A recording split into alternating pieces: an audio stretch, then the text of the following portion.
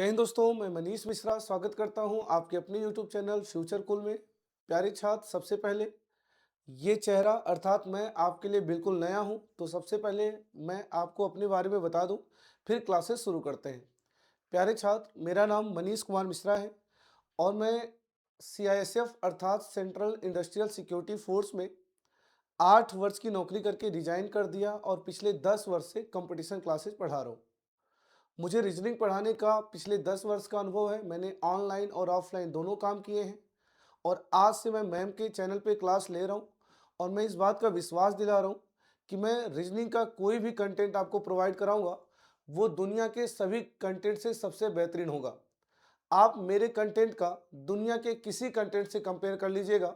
मेरे हर एक क्वेश्चन के बताने के तरीके को दुनिया के किसी टीचर से कंपेयर कर लीजिएगा। सबसे बेहतर अगर कंटेंट मैंने आपको नहीं दिया तो मैं उस दिन पढ़ाना छोड़ दूंगा। ये मेरा पिछले 10 वर्ष का मेहनत बोलता है, क्योंकि मैंने पिछले 10 वर्ष से अपने कंटेंट पे बहुत ज़्यादा काम किया है। आपके दिमाग में आता होगा कि सर आपने रिजाइन क्यों कर दिया? तो मैंने रिजाइन इसलिए कर दिया ताकि मैं आप जैसे बहुत से प्यारे छात्रों के घरों में नौकरियां दिला सकूं, और मैंने पिछले कई वर्ष से नौकरियां दिलाई भी हैं। तो मैं इस बात का विश्वास दिला रहा हूं कि आज से आपको रीजनिंग में डरने की बिल्कुल ज़रूरत नहीं है। रीजनिंग के जितने भी क्वेश्चन आएंगे पूरे के पूरे क्वेश्चन आप कर पाएंगे।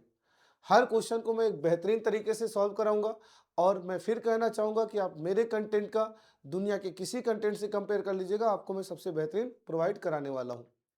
सबसे पहले आप आने वाले दिनों में जो आपका एग्ज़ाम होना है, वो ग्रुप डी का एग्ज़ाम होना है। तो ग्रुप डी के लिए हमारे दिमाग में एक प्लान आया और वो प्लान ये था कि अगर 2026 का जब आंसर की आया, अगर ग्रुप डी के सभी पेपर को एनालिसिस किया जाए, तो ये देखा गया कि लगभग 40 से 50 पैटर्न ऐसे हैं, 40 से 50 पैटर्न ऐसे हैं, वही घुमा फिरा के हर शिफ्ट में पूछा जा रहा है।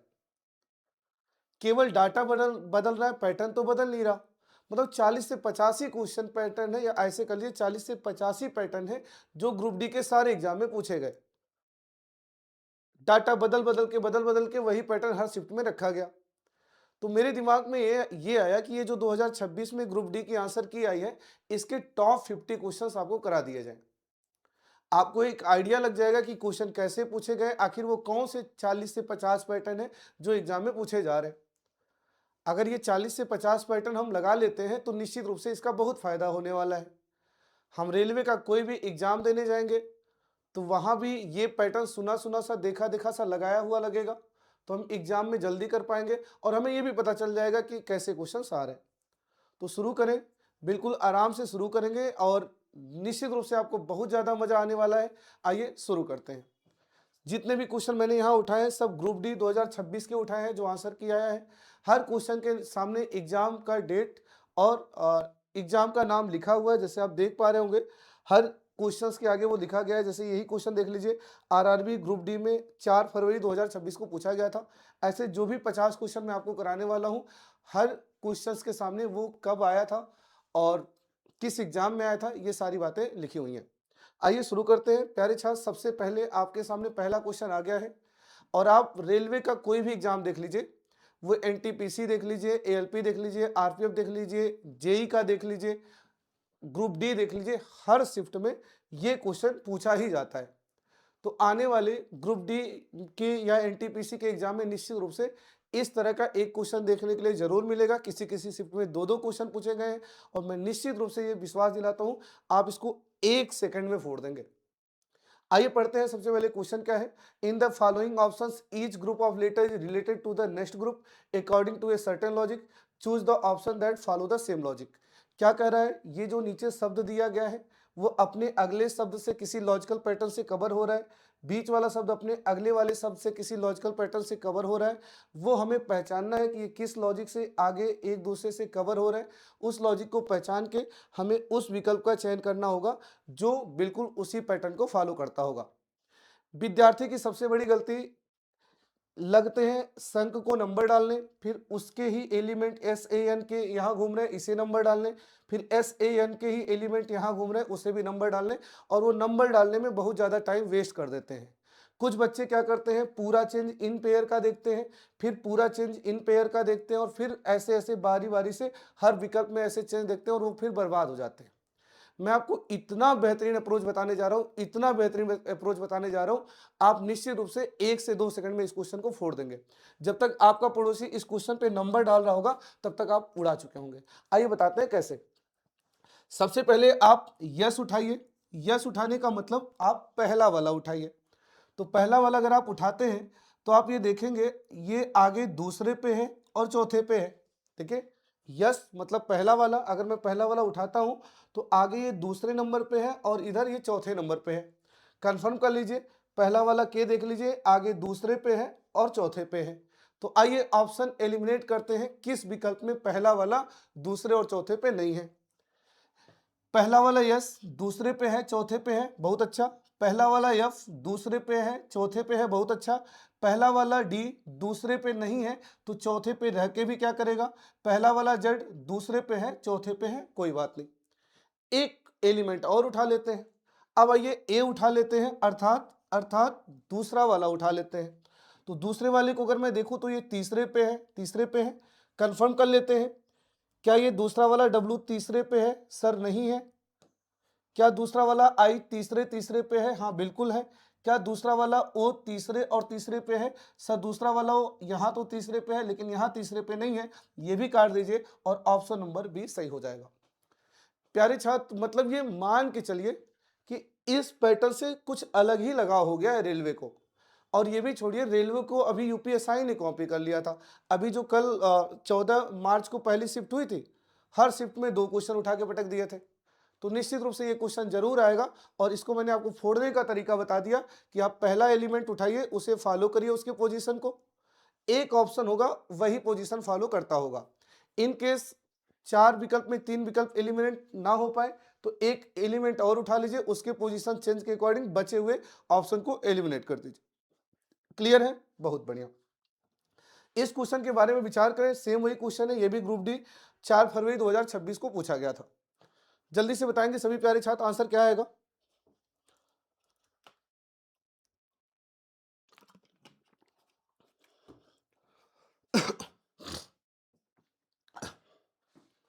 आइए देखते हैं। एक बात और है, हर स्टूडेंट को कमेंट करके लास्ट में जरूर बताना है ये क्लास उन्हें कैसी लगी, ताकि मैं कल से आपके लिए और बेहतरीन सा कंटेंट लेके आ पाऊँ। और मैं बार बार एक ही लाइन बोलूँगा, आप मेरे कंटेंट का दुनिया के किसी कंटेंट से कंपेयर कर लीजिएगा, सबसे बेहतरीन अगर मैं नहीं बताया आपको। और ये मेरा पिछले 10 वर्ष का मेहनत बोलता है। मैंने बहुत बारीकी से काम किया है, आंसर की आते ही अगले दिन ही मैंने हर पेपर को एनालिसिस किया है। अगर आपका इकलौता कमेंट आ जाए कि सर आपका कंटेंट बेहतरीन नहीं है तो मैं पढ़ाना छोड़ दूंगा, इतना मैंने अपने कंटेंट में काम किया है। आइए देखते हैं, पहला वाला उठाते हैं अर्थात आई उठाते हैं। तो अगर मैं पहले वाले को उठाता हूं तो आगे ये दूसरे पे है चौथे पे है। कंफर्म कर लीजिए, पहला वाला आर दूसरे पे है चौथे पे है। आइए देखते हैं, क्या पहला वाला पी दूसरे और चौथे पे है? हाँ सर है। पहला वाला टी दूसरे चौथे पे है? हाँ है। पहला वाला एच दूसरे चौथे पे है? हाँ है। पहला वाला एफ दूसरे पे नहीं है तो चौथे पे रह के भी क्या करेगा, कोई बात नहीं। एक एलिमेंट और उठा लेते हैं, एन उठा लेते हैं। अगर मैं एन अर्थात दूसरा वाला उठाता हूं तो आगे 3 नंबर पे है, 3 नंबर पे है। कंफर्म करिए, दूसरा वाला ई आगे 3 नंबर पे है, 3 नंबर पे है। क्या दूसरा वाला यल 3 नंबर पे है? सर नहीं है। क्या दूसरा वाला ओ 3 नंबर पे और 3 नंबर पे है? सर यहाँ तो 3 पे है, आगे 3 पे है ही नहीं। ये वाला सही हो जाएगा, दूसरा वाला ओ आगे 3 नंबर पे है, 3 नंबर पे है। उम्मीद है अब ऐसे पैटर्न को आप आराम से फोड़ सकते हैं। आराम से मतलब बिल्कुल आराम से। अब एग्जामिनर ने क्या किया, कुछ में ऐसे चार चार चार एलिमेंट दे दिए, कोई बात नहीं। किसी एक को फॉलो करिए, ऑप्शन एलिमिनेट करिए। दूसरे को फॉलो करिए, ऑप्शन एलिमिनेट करिए। उम्मीद है यहां तक एलिमिनेट हो जाएगा, अदरवाइज तीसरे को उठाइए, ऑप्शन एलिमिनेट करिए। तो क्या ये पैटर्न अगर आपके एग्जाम में आता है तो आप कर लेंगे?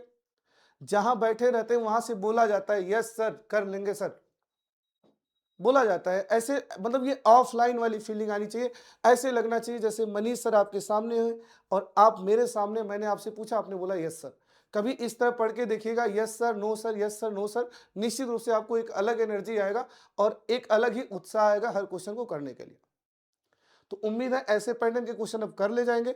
और आइए अब थोड़ा सा बात को आगे बढ़ाते हैं। कोई भी शिफ्ट हो, हर शिफ्ट में इस तरह के 2 क्वेश्चन 3 क्वेश्चन रखे जाते हैं। आइए देखते हैं इस क्वेश्चन का क्या अप्रोच है, कैसे सॉल्व होगा। कह रहा है आ, नीचे 5 3 अंक की संख्याएं दी गई हैं। देखिए 1 2 3 4 5, ठीक है। एग्जाम्पल दे रहा है 6 9 7, first digit 6, second 9 and third 7। वैसे ये यूजलेस लाइन है, इस लाइन का कोई मतलब नहीं है। आप खुद ही सोच लो, ये करें जो 697 है, इसका पहला 6 है, दूसरा 9 है, तीसरा 7 है। अरे ये कोई बताने वाली बात है? ये हर बच्चा जानता है किसी नंबर का पहला क्या होता है, दूसरा क्या होता है, तीसरा क्या होता है। खैर बताया है तो इससे कोई लड़ाई झगड़ा नहीं लगाए, ठीक है। ये बता रहे हैं, सुन लीजिए। कह रहा है नीचे 5 3 अंक की संख्याएं दी गई हैं, जिसमें पहला क्या होता है, दूसरा क्या होता है, तीसरा समझाया गया है, जिससे कोई लेना देना नहीं है। हमारे काम का यहां से क्वेश्चन शुरू होता है। क्या कह रहे हैं? If the third digit of the largest number is added to the second digit of the smallest number, what will be the result. कह रहा है सबसे बड़ी संख्या का तीसरा अंक। अब बच्चे करते क्या है, वंदे भारत की तरह पढ़ते पढ़ते निकल जाते हैं। ऐसे थोड़ी होता है, बहुत आराम आराम से पढ़ते हैं और एक एक रिजल्ट वहां से बाहर निकालते हैं। सबसे बड़ी संख्या का तीसरा अंक, तो आइए देखते हैं इसमें सबसे बड़ी संख्या, सबसे बड़ी संख्या, सबसे बड़ी संख्या, आई थिंक ये 895 है। सबसे बड़ी संख्या 895 है, तो इसका तीसरा अंक निकल जाएगा 5। उसके बाद क्या कह रहे हैं, सबसे छोटी संख्या। अब बताइए सबसे छोटी संख्या कौन सी है? सर सबसे छोटी संख्या है 307। सबसे छोटी संख्या का दूसरा अंक, तो सबसे छोटी संख्या का दूसरा अंक निकालेंगे तो 307 का दूसरा अंक हो जाएगा 0। अब ये कह रहा है इनका अगर योग कर लिया जाए तो परिणामी क्या होगा, तो आप बोलेंगे सर 5 में 0 जोड़ेंगे, 5 आंसर हो जाएगा। सभी लोग समझ गए? तो इस तरह का निश्चित रूप से एक क्वेश्चन आपके सामने पूछा ही जाता है। किसी किसी शिफ्ट में 2 2 क्वेश्चन भी पूछे जाते हैं।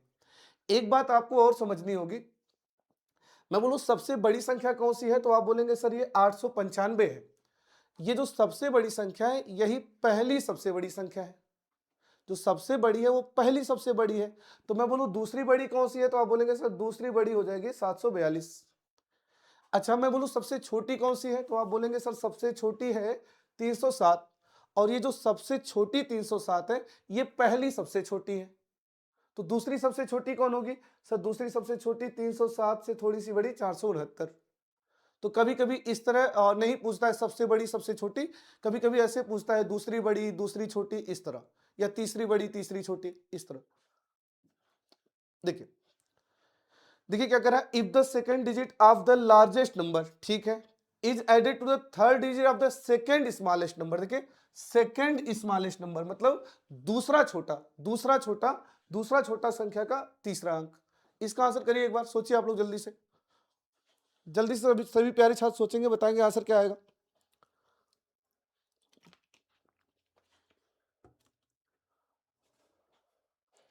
जी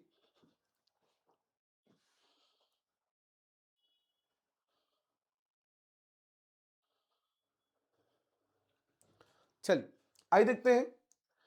if the second digit of the largest number मतलब सबसे बड़ी संख्या का दूसरा अंक। आइए देखते हैं सबसे बड़ी संख्या कौन सी है, तो आप बोलेंगे सर सबसे बड़ी संख्या, सबसे बड़ी संख्या यहाँ पे 749 है। और इसका दूसरा अंक लेंगे तो सर 4 ले लेंगे। उसके बाद दूसरी सबसे छोटी संख्या, अब इसने सबसे छोटी संख्या नहीं बोला है, इसने बोला है दूसरी सबसे छोटी संख्या, सेकेंड स्मॉलेस्ट नंबर।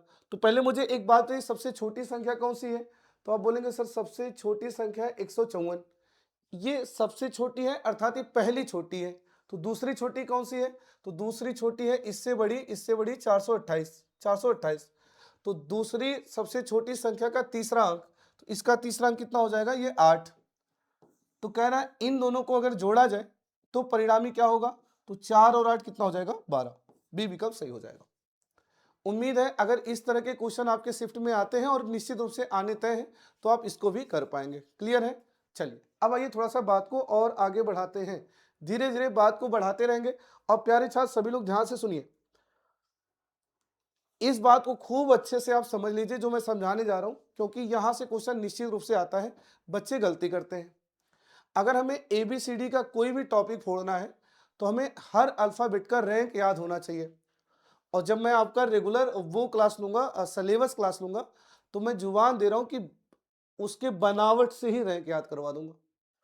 वैसे प्रैक्टिस सेशन है तो मैं ये मानता हूँ हर बच्चे को, सभी बच्चे को रैंक याद ही होता है। हमारे इंग्लिश अल्फ़ाबेट में टोटल 26 अल्फ़ाबेट होते हैं, जो ए से शुरू होता है और जेड पे ख़त्म होता है।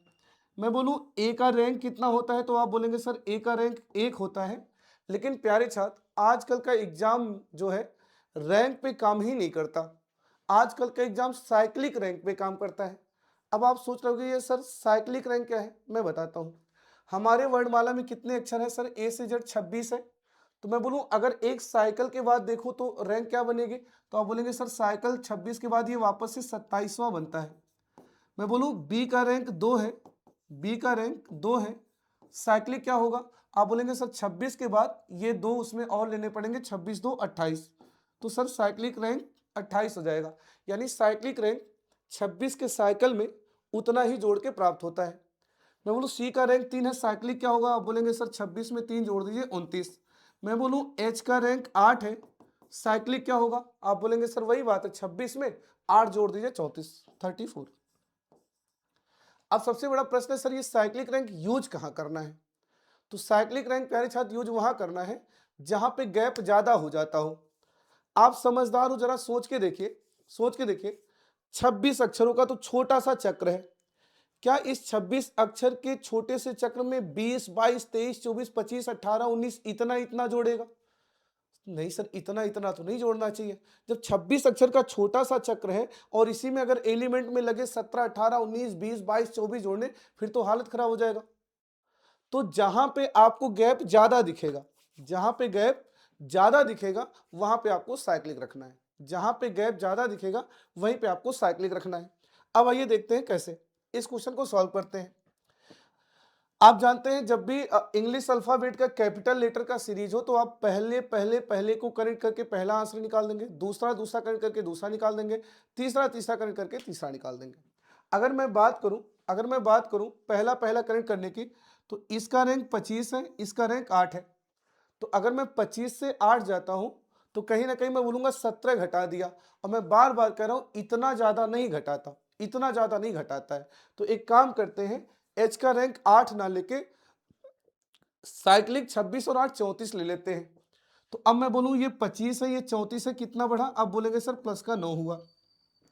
ये 8 है, ये 17 है, कितना बढ़ा सर? प्लस का 9 हुआ। 17 है, 26 है, कितना बढ़ा? प्लस का 9 हुआ। अब देखिए कितना बेहतरीन सा लॉजिक हो गया। अब वही बात है, अगर आप 26 में 9 जोड़ेंगे तो 26 और में 9 जोड़ेंगे 35, और 35 का मतलब होता है 26 के साइकिल के बाद 9, और 9 का मतलब हो जाएगा आई। चलो सभी में है। अब आगे ऐसे ही देख लीजिए, 3 से 12 9 बढ़ा, 12 से 21 9 बढ़ा। अब ये 21 से 4 नहीं लेंगे, 21 से 4 लेंगे तो लॉजिक बिगड़ जाएगा 17 घट के। अब इस डी का रैंक 4 ना लेके 30 ले लेते हैं। डी का रैंक 4 होता है, जरूरत पे 26 4 30 भी होता है। तो 3 से 12 प्लस का 9, 12 से 21 प्लस का 9, और 21 से 30 प्लस का 9। अब सेट हो गया। अब वापस से ये अपना काम खत्म करके 4 हो जाएगा। 4 में 9 जोड़ेंगे 13, यानी एम हो जाएगा। तो आई के बाद ये विकल्प हटाइए, ये भी हटाइए, ये भी हटाइए, आई के बाद एम ऑप्शन नंबर सी में है। तो इस तरह आपको यूज करने हैं, साइक्लिक रैंक रखने हैं जहां पे गैप ज्यादा हो जाता हो। कर लेंगे। निश्चित रूप से साइक्लिक का यूज आगे बहुत ज्यादा होने वाला है, इसलिए मैंने थोड़ा सा यूज आपको बता दिया। इंग्लिश अल्फाबेट के अगर 10 क्वेश्चन बन रहे हैं तो ये मान के चलिए 7 से 8 क्वेश्चन में साइक्लिक रैंक का यूज किया जाता है। चलिए इस क्वेश्चन का आंसर जल्दी से करेंगे, बताएंगे क्या आएगा।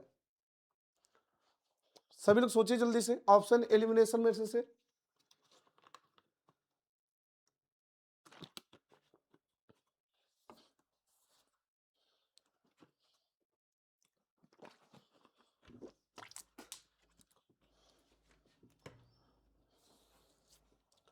चलिए सर पहला पहला कनेक्ट कर लेते हैं, C D E F G, जी आएगा सर सभी में है। वाई जेड, वाई जेड के बाद ए, समझ गए ना? अभी साइक्लिक वाई जेड के बाद ए, वाई जेड ए भी सर आगे सी आ जाएगा। इसे भी हटाइए, इसे भी हटाइए, इसे भी हटाइए, ऑप्शन नंबर ए सही हो जाएगा। क्लियर है? पूरा नहीं लगाते, पूरा नहीं लगाते, ऑप्शन एलिमिनेट करते रहते हैं। बाकी देख लीजिए, 48 से 53 5 बढ़ा, 5 बढ़ा, 5 बढ़ा, तो 5 बढ़ जाएगा।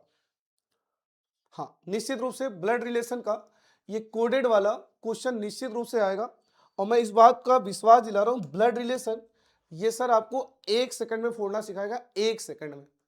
आइए देखते हैं कैसे होगा क्या। एक मैं बता देता हूं, फिर अगला आप करिएगा।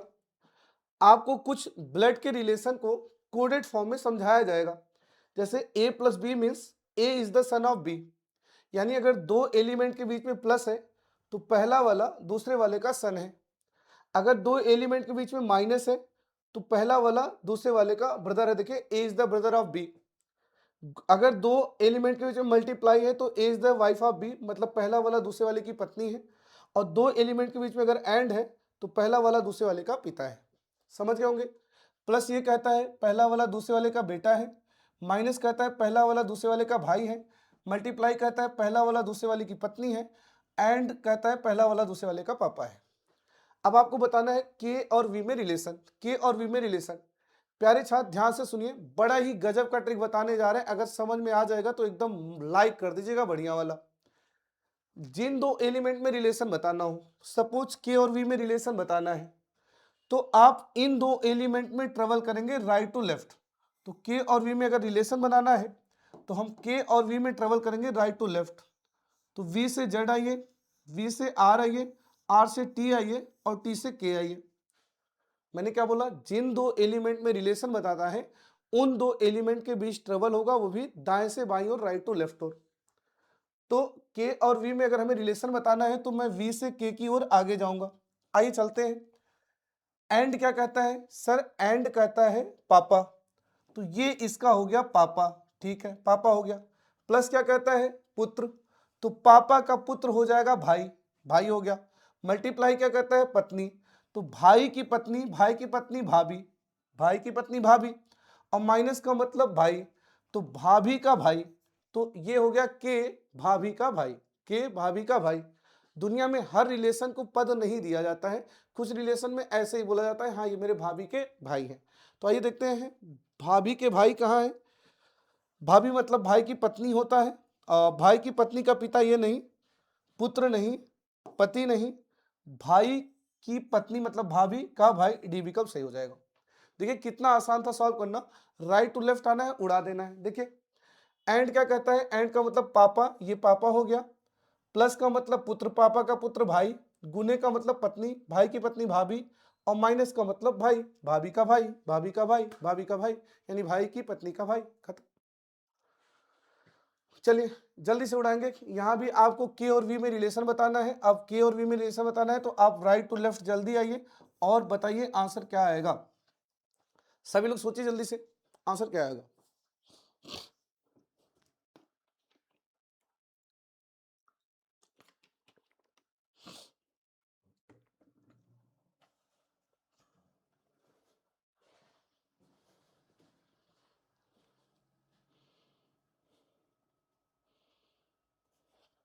चलिए मल्टीप्लाई क्या कहता है, मल्टीप्लाई कहता है पत्नी, चलो ये पत्नी हो गई।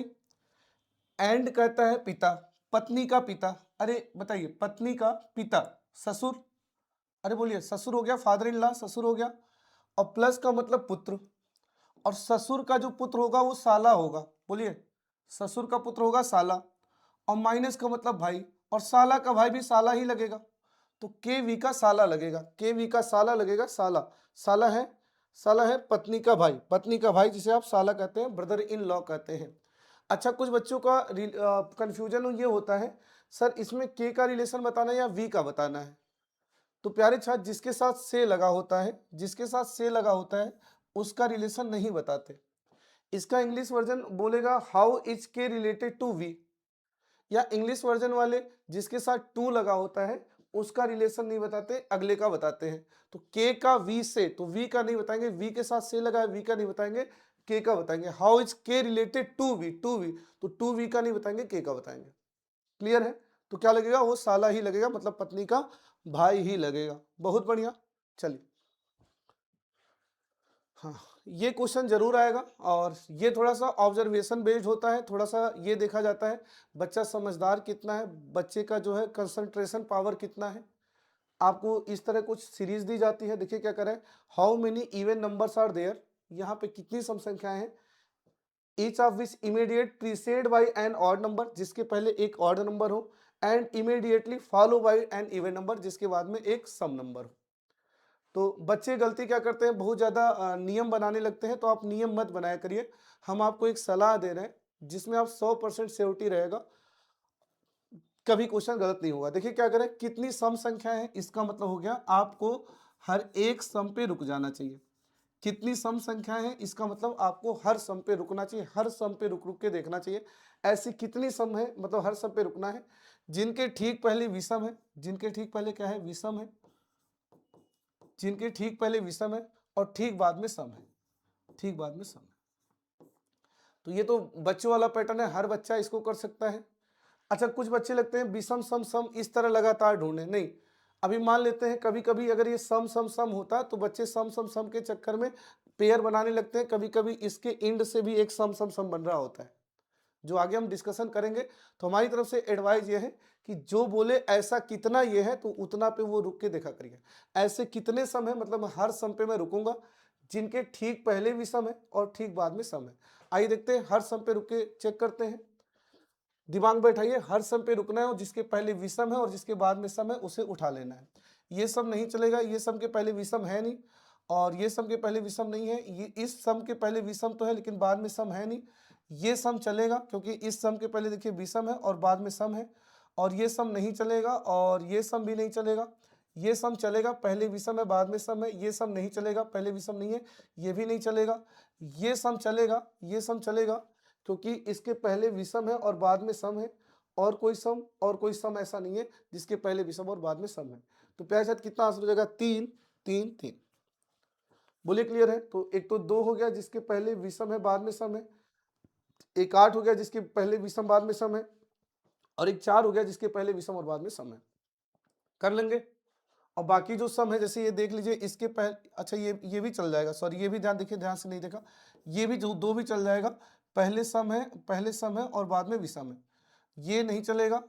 और ये भी नहीं चलेगा, पहले विषम नहीं है, नहीं ये सॉरी गलत कर रहा हूँ। ऐसे सम जिसके पहले विषम है और बाद में सम है, सही तो लगाया था, ये नहीं चलेगा, इसके पहले विषम नहीं है। ये पहले विषम है बाद में सम नहीं है, ये पहले विषम नहीं है, ये पहले विषम तो है बाद में सम नहीं है, ये पहले विषम नहीं है, और ये पहले विषम है बाद में सम है, इसको उठा लिया। ये पहले विषम तो है लेकिन बाद में सम नहीं है, ये पहले विषम तो है लेकिन बाद में सम नहीं है, तो कुल मिला के 3 ही है। तो इस तरह आपको रुक रुक के देखना है। तो इसमें बहुत ज़्यादा सिखाने का ये है नहीं, ये बच्चा खुद से कर सकता है। तो देखिए यहाँ क्या करें, कितने विषम है जिनके पहले विषम और बाद में सम, ऐसे कितने विषम है जिनके पहले विषम और बाद में सम। तो हमें हर विषम पे रुक के देखना चाहिए कि कौन सा विषम ऐसा है जिसके पहले विषम और बाद में सम है। उम्मीद है इसका आंसर कर लेंगे। चलिए, हाँ, ये क्वेश्चन निश्चित रूप से आपके सामने आता ही है। आप इसे एनालॉजी का पैटर्न कर सकते हैं। देखिए, अगर 2 एलिमेंट के बीच में इस तरह लिखा हो, जैसे ये है ना MKO, या -KIM लिखा हो, या MKO और वो एनालॉजी का सिंबल लगा हो, इस तरह KIM लिखा हो, तो ये दोनों एक ही फीलिंग देते हैं। इसका मतलब एनालॉजी ही होता है, सादृश्यता ही होता है, संबंध ही होता है। आपको इन दोनों में रिलेशन देना है, और जो रिलेशन आप यहाँ देते हैं, इन दोनों पेयर, इसका इसके साथ जो रिलेशन आप देते हैं, एक विकल्प होता है उसमें भी वैसा ही रिलेशन होता है। तो प्यारे छात्र, जब हम आपको कोडिंग डिकोडिंग बताएंगे तो वहां हम आपको समझाएंगे। अगर मान लेते हैं 4 एलिमेंट है और उसका रिलेशन 4 एलिमेंट से देना है, तो अगर 4 एलिमेंट है जिसका रिलेशन 4 एलिमेंट से देना है, तो यहाँ पे 3 पॉसिबिलिटी होती है। पॉसिबिलिटी नंबर 1, फॉरवर्ड डायरेक्शन में रिलेशन हो, पॉसिबिलिटी नंबर 2 रिवर्स में हो, पॉसिबिलिटी नंबर 3 क्रॉस हो। तो फॉरवर्ड भी रिलेशन हो सकता है इनके बीच, रिवर्स भी रिलेशन हो सकता है, और क्रॉस भी रिलेशन हो सकता है। और सबसे पहले हमें फॉरवर्ड ही चेक करना चाहिए। सबसे पहले मुझे इसका इसके साथ फॉरवर्ड ही रिलेशन सेट करना चाहिए। फॉरवर्ड का मतलब पहले का पहले से, दूसरे का दूसरे का, तीसरे का तीसरे से। तो अगर ये 13 है और ये 11 है, तो मैं कह सकता हूँ ये -2 है, 11 है 2 है, -2 है, 15 है 13 है, -2 है। क्लियर है। तो इस तरह देख लीजिए, कंफर्मेशन जरूर कर लीजिए। 18 से 16 -2, 16 से 14 -2, 20 से 18 -2। मैं समझ गया, ये फॉरवर्ड डायरेक्शन में लॉजिक सेट था, और -2 -2 -2 चल रहा है। तो देख लीजिए किस विकल्प में -2 चल रहा है। ए से -2 करेंगे तो डी नहीं आएगा। अब आप बोलोगे सर 1 से 2 कैसे माइनस करेंगे, तो वही बात है, साइक्लिक यूज कर लीजिए। ए का रैंक अगर 1 है तो साइक्लिक 26 एक 27 भी है, और 27 से 2 कम करेंगे तो 25, 25 का मतलब यहाँ y होना चाहिए था, तो a से 2 कम होके y होना चाहिए था। यहाँ देख लेते हैं 6 से 4 2 कम हुआ, 3 से 1 1 ही कम हुआ, इसे हटा दीजिए। 6 से 3 यहाँ 3 कम हो गया, इसे हटा दीजिए। और सारे विकल्प कट जा रहे हैं क्या? ओ, ये तो सारे विकल्प कट जा रहे हैं, कुछ गड़बड़ कर दिया क्या हमारे टाइपिस्ट ने? कोई बात नहीं। 13 से 11 माइनस का 2, 11 से 9 माइनस का 2, 15 से 13 माइनस का 2, कन्फर्मेशन कर लेते हैं, माइनस का 2 माइनस का 2 माइनस का 2। तो एक काम करते हैं, इसको सही करने के लिए इसको यफ कर देते हैं, क्योंकि यहाँ माइनस का 2 हो नहीं रहा है, माइनस का 3 हो जा रहा है, यहाँ माइनस का 3 हो जा रहा है, यहाँ माइनस का 2 तो हो रहा है, 6 से 4 माइनस का 2, और इसको एक काम करते हैं, इसको प्यार साथ यफ कर देते हैं। टाइपिस्ट भी हमारे आपकी तरह इंसान भी है, गलती किसी से भी हो सकती है, तो क्षमा कर देते हैं, माफ़ कर देते हैं। ये क्वेश्चन फॉरवर्ड डायरेक्शन का ही है, क्योंकि हमने हर क्वेश्चन को बड़े बारीकी से एनालिसिस किया है। ऐसा नहीं है कि सर जी ने ज़बरदस्ती सेट कर दिया, नहीं, ज़बरदस्ती वाली कोई बात नहीं है। जो यहाँ है वही यहाँ है, इट मीन्स ये वही है, फॉरवर्ड ही है। टाइपिंग एरर है, इसको सही कर देते हैं।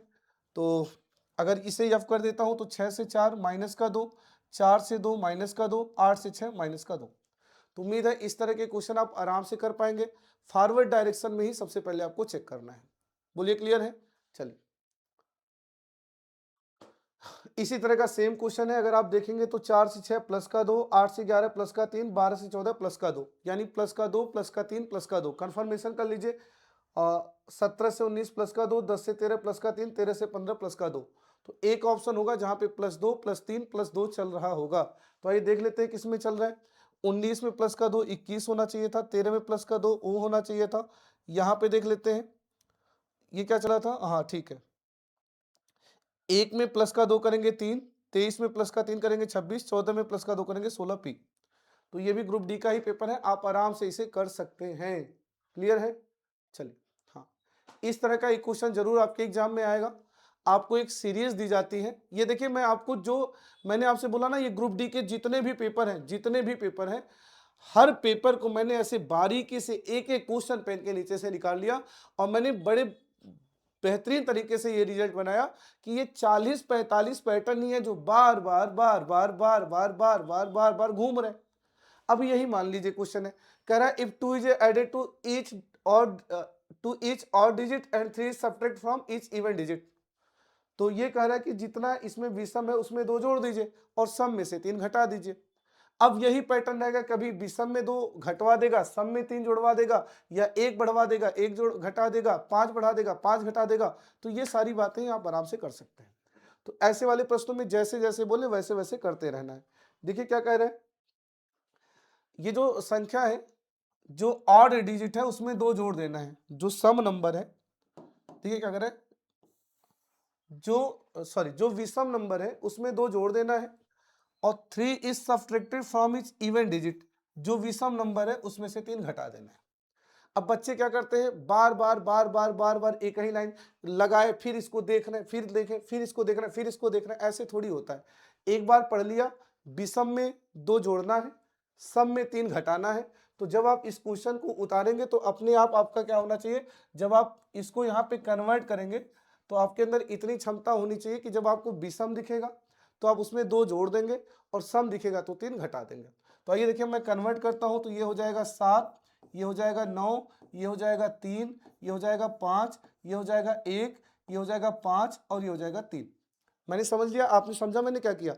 जहां जहां मुझे विषम दिख रहा था, देखिए मुझे विषम कहाँ दिख रहा था, यहाँ दिख रहा था, यहाँ दिख रहा था, यहाँ दिख रहा था, यहाँ दिख रहा था। यहाँ मैंने 2 जोड़ दिए, देखिए 5 में 2 जोड़ दिया 7, 7 में 2 जोड़ दिया 9, 1 में 2 जोड़ दिया 3, और उधर 3 में 2 जोड़ दिया 5। और जहां जहां मुझे सम दिख रहे थे मैंने 3 घटा दिया। देखिए 8 में था वो 8 सम था, यहाँ से 3 घटा के 5 लिख दिया, 6 सम था 3 घटा के 3 लिख दिया। तो यहाँ टैलेंट है कि आप एक ही बार पढ़िए, दिमाग में बैठ जाए, और उसको जब आप अपने कॉपी पे उतारें तो अपने आप वो आपका हाथ चल रहा है कि हाँ ये सम है, ये कर दो, विषम है ये कर दो, ऐसे कर दो, रेडी कर दो बस। अब बताना क्या है, इस प्रकार बनी संख्या में सबसे बड़ा और सबसे छोटा के बीच अंतर क्या होगा, largest and the smallest digit in the new number form में डिफरेंस क्या होगा। तो सबसे बड़ी संख्या में लगता है यहाँ 9 बनेगा और सबसे छोटी संख्या यहाँ 1 बनेगा और इसका डिफरेंस लेंगे तो आंसर 8 हो जाएगा। उम्मीद है ऐसे क्वेश्चन भी आप बहुत आराम से प्यार से कर सकते हैं। कर सकते हैं क्या? जल्दी से बता दें। बिल्कुल कर ले जाएंगे। तो इस तरह के क्वेश्चन पे अभी टाइम देने का कोई मतलब है नहीं, क्योंकि मैं ये चाहता हूं कि आज वाले क्लास में मैं आपको पूरे पैटर्न दिखा ही दूं। तो ये वाला आप कर ही लोगे, कर लेना और कमेंट बॉक्स में आंसर जरूर करना है। हाँ देखिए, बॉक्स पजल निश्चित रूप से बॉक्स पजल आपके एग्जाम में आना सुनिश्चित है। आप ग्रुप डी का कोई पेपर देने चले जाइएगा, बॉक्स पजल आएगा ही आएगा। बॉक्स पजल आने से कोई रोक ही नहीं सकता। और ये सर आपको बॉक्स पजल का इतना बेहतरीन अप्रोच बताएगा कि दुनिया का कोई क्वेश्चन फोड़ देंगे। आइए देखते हैं क्या कह रहे हैं। 7 boxes BDE, PST and W are placed one above the other but not necessary in the same order. Only 3 boxes are placed below W. There are only 2 boxes between W and P. Only B is placed above D. T is placed below E and S is placed somewhere above T. Which box is placed at the topmost position? देखिए, एक question मुझे करने दीजिएगा और मेरा approach देखिएगा कि box puzzle वास्तव में हम कितने आराम से फोड़ सकते हैं। जब भी बॉक्स पजल का क्वेश्चन है तो अगर 5 बॉक्स हैं तो 5 तक की नंबरिंग, 6 बॉक्स है तो 6 तक की नंबरिंग, 7 बॉक्स है तो 7 तक की नंबरिंग आपको कर लेनी है। जैसे यहाँ पे 7 बॉक्स है, अब मैं ना दिखूं कोई बात नहीं, मेरी आवाज आपके दिमाग तक गूंजनी चाहिए। मैंने देखा 7 बॉक्स है तो हमने 7 तक का नंबर डाल लिया। अब कुछ बच्चे ये सोचते सर नंबर ऊपर से नीचे डालें या नीचे से ऊपर डालें। प्यारे छात्र, जब बिल्डिंग पजल होता है तो वहां हम नीचे से ऊपर सजाते हैं। बॉक्स पजल है तो आप मन करे ऊपर से नीचे सजा लीजिए, मन करे नीचे से ऊपर सजा लीजिए, क्योंकि यहाँ नंबर का बहुत ज्यादा रोल नहीं रहता। यहाँ पे बस नंबर इसलिए सजाया जाता है ताकि जब कोई रिजर्वेशन वाली लाइन आए तो उसके सीट को हम समझ सके कि ये उसकी सीट है और इसको वहीं रखना है। फॉर एग्जाम्पल जैसे मैं आपसे बोलूँ 7 बक्से हैं, चलो 7 बक्से हैं, मैं बोलूँ पी के ऊपर केवल एक ही बक्सा रखा गया है, तो कहीं ना कहीं पी अपने सीट को रिजर्व करता है कि पी ऐसा रखना चाहिए कि उसके ऊपर केवल एक ही बक्सा जाए। तो अगर पी यहां लूंगा तो ऊपर बहुत सारे बक्से चले जाएंगे, यहां लूंगा तो बहुत सारे बक्से चले जाएंगे। जब मैं पी को यहां लूंगा ना यहाँ पे, तभी उसके ऊपर केवल एक ही बक्सा जाएगा। तो जब हम नंबर डाले रहते हैं तो मुझे ये समझ में आता है इस लाइन के अकॉर्डिंग इसकी सीट यही बनती है। मैं बोलूं आर के ऊपर जितने बक्से हैं आर के नीचे ही उतने बक्से हैं, तो आप बोलोगे सर अगर ऐसी बात है तो यहां लेना पड़ेगा, तभी जितने ऊपर उतने नीचे। मैं बोलूं यस के नीचे केवल 2 हैं, एस के नीचे केवल 2 हैं, तो प्यारे छात्र कहीं ना कहीं इसकी रिजर्वेशन है। अगर मैं इसको ऐसा लेना है कि नीचे केवल 2 आए, अगर मैंने यस यहाँ लिया तो नीचे बहुत सारे आ जाएंगे, यहाँ लूंगा तो भी बहुत सारे आ जाएंगे, जब मैं यस को यहाँ लूंगा तभी उसके नीचे केवल 2 आएंगे। तो बॉक्स पजल अगर आपको निपटाना है तो प्यारे प्यारे छात्र नंबर जरूर डाल लीजिए, कोई क्वेश्चन आप फोड़ देंगे। आइए देखते हैं कैसे। ये 7 डिब्बे हैं, रख दिया। डब्लू के नीचे केवल 3 डिब्बे हैं। आप समझ गए होंगे सर जब आप डब्लू यहां लोगे तभी नीचे केवल 3 डिब्बे आएंगे। अब आगे कह रहा है डब्लू और पी के बीच केवल 2 डिब्बे रखे गए हैं, ठीक है। डब्लू और पी के बीच केवल 2 डिब्बे रखे गए हैं और हाँ ठीक है, डब्लू और पी के बीच केवल 2 डिब्बे हैं, तो 2 पॉसिबिलिटी है। 1-2 छोड़ के पी यहां भी आ सकता है, 1-2 छोड़ के पी यहां भी आ सकता है। आप चाहें तो एक पॉसिबिलिटी यहां पे और क्रिएट कर सकते हैं ऐसे लाइन लगा के, जहां एक पॉसिबिलिटी में पी यहां रखिए, एक पॉसिबिलिटी में पी यहां रखिए। या अगर आप पॉसिबिलिटी नहीं बनाना चाहते तो थोड़ा सा एक आधा लाइन आगे पढ़िए, हो सकता है कोई लाइन क्लियर कर ही दे। अगर मैं अगली लाइन पढ़ूं तो डी के ऊपर केवल बी रखा गया है, तो इसको हम रोक देते हैं क्योंकि ये पी 2 पॉसिबिलिटी दे रहा है और मैं चाहता हूं कि मैं पॉसिबिलिटी ना बनाऊं, तो इस लाइन को रोक देते हैं। फिर से वापस पढ़ते हैं। डब्लू के नीचे केवल 3 डिब्बे हैं, तो डब्लू जब मैं यहां लूंगा तभी नीचे केवल 3 डिब्बे आएंगे। डब्लू और पी के बीच 2 हैं, तो 2 छोड़ के पी यहां भी जा सकता था, 2 छोड़ के पी यहां भी आ सकता था। मैं रुक गया, अगली लाइन उठा लिया। डी के ऊपर केवल बी है। अब आप सोचो जरा, डी को मैं कहां रखूं कि उसके ऊपर केवल एक ही डिब्बा जाए, वो भी बी जाए। तो अगर मैंने डी को यहाँ लिया तो उसके ऊपर बहुत डिब्बे जाएंगे, यहाँ लिया तो भी बहुत डिब्बे जाएंगे, यहाँ लिया तो भी उसके ऊपर बहुत डिब्बे जाएंगे। जब मैं डी को यहाँ लूंगा यहाँ पे, तभी उसके ऊपर केवल एक डिब्बा जाएगा, डी के ऊपर केवल एक डिब्बा जाएगा, वो भी बी जाएगा। डी को यहाँ लूंगा तभी उसके ऊपर केवल एक ही डिब्बा जाएगा, वो भी बी जाएगा। अब मैं वापस उठा सकता हूं, डब्ल्यू और पी के बीच दो डिब्बे हैं, तो अब ये वाली पोजीशन खत्म हो गई, तो डब्ल्यू और पी के बीच दो डिब्बे हम यहां ले लेंगे। चलिए आगे पढ़िए। टी ई के नीचे कहीं है, टी ई के नीचे कहीं है, ये किनारे लिख देते हैं, टी ई के नीचे कहीं है, और का मतलब ये टी। देखिए हिंदी मीडियम वाले समझे, जो कि जिसका का मतलब होता है दूसरा वाला, बाकी और किंतु लेकिन परंतु अगर मगर का मतलब होता है पहला वाला। इंग्लिश मीडियम वाले हु हुम विच, इसका मतलब दूसरा वाला, बाकी का मतलब पहला वाला। तो मैं कह सकता हूं और का मतलब यहाँ पे टी, टी एस के ऊपर कहीं है, तो टी एस के ऊपर कहीं है तो यस यहां आ जाएगा। इंग्लिश मीडियम वाले भी देख सकते हैं, T is placed below E, and का मतलब ये T T T is placed somewhere, sorry ये लिखा ही तो है, यस इज प्लेस्ड, यहाँ पे इसकी इंग्लिश ट्रांसलेशन गलत है। बाकी देख लीजिए, कह रहा है ये जो है इसको सही करना पड़ेगा, मैं इसे सही करता हूं। ये एंड प्लेस समवेयर अबो, ये एस, ये इंग्लिश ट्रांसलेशन गलत है, इसको सही कर दीजिए। और ये जो टी है ना, टी एंड का मतलब पहला वाला टी प्लेस्ड है एस के कहीं ऊपर, तो टी एस के कहीं ऊपर प्लेस्ड है। क्लियर है। अब आइए क्वेश्चन को एक बार फिर से देखते हैं, क्योंकि इसमें टाइपिंग एरर ज्यादा था, ये हिंदी वाला एरर था, जब मैं क्वेश्चन पढ़ाने आया तो उसको सही किया था, तो बाकी इंग्लिश वर्जन इसकी गलत हो गई थी, वैसे रह गई थी, तो मैं इसको फिर से समझाने का प्रयास करता हूँ। डब्लू के नीचे केवल 3 डिब्बे हैं, जब मैं डब्लू यहां लूंगा तभी उसके नीचे केवल 3 डिब्बे आएंगे। डब्लू और पी के बीच 2 डिब्बे हैं, तो पी यहां भी जा सकता था, पी यहां भी जा सकता था, तो मैं रुक गया। डी के ऊपर केवल बी रखा गया है, तो जब मैं डी यहां लूंगा तभी उसके ऊपर केवल बी जाएगा। और अब मैं वो लाइन उठा सकता हूं, डब्लू और पी के बीच 2 है, तो डब्लू और पी के बीच 2 होने के लिए अब मैं पी को नीचे ही लूंगा। अब अगली लाइन उठाता हूं, टी ई के नीचे है, और का मतलब टी एस के ऊपर है। तो अब बताइए मैं कहाँ ई लूं, कहाँ टी लूं और कहाँ पे एस लूं। तो आप बोलोगे देखो सर, आपको ई के नीचे टी, टी के नीचे एस चाहिए। ई आप यहाँ ले नहीं सकते, क्योंकि नीचे 2 सीट बचेगी नहीं। ई यहाँ लोगे तो भी नीचे 2 सीट बचेगी नहीं सर, आपको ई यहाँ लेना पड़ेगा, तब उसके नीचे टी लेना पड़ेगा, उसके नीचे एस लेना पड़ेगा। ये अरेंजमेंट कंप्लीट हो गया। तो हमें बताना है सबसे ऊपर कौन सा डिब्बा है, तो आप बोलेंगे सर सबसे ऊपर बी डिब्बा है। सबसे ऊपर क्या लिखा है, हाँ, तो सबसे ऊपर कौन आएगा, सबसे ऊपर प्यारे साथ बी आएगा, बी सबसे ऊपर क्या आएगा, बी, विकल्प नंबर सी। पूरा चौपटा चार कर दिया हमारे टाइपिस्ट, कोई बात नहीं। अब जब हम लाइव आए गए हैं तो गलत किया है, तो इसका सोल्यूशन ये है कि मैं इसको सही करके बता दूं। तो सबसे ऊपर कौन सा डिब्बा है, तो आप बोलेंगे सर सबसे ऊपर बी है, बी। हालांकि इस क्वेश्चन को मैं बिना बनाए भी कर सकता था, डायरेक्ट बता देता। जब ये समझ गया था ये वाली लाइन, अगर मैं सीधे क्वेश्चन पे नजर मारता कि हमें बताना क्या है, तो मैं देखा मुझे बताना है सबसे ऊपर कौन है, और ये वाली लाइन कह रहा है डी के ऊपर केवल बी है, तो डी यहीं रखेंगे तभी उसके ऊपर केवल बी जाएगा, तो सबसे ऊपर बी जाएगा। लेकिन फिर भी मैंने बना के इसलिए दिखा दिया ताकि आप ये समझ पाए कि बनता कैसे है।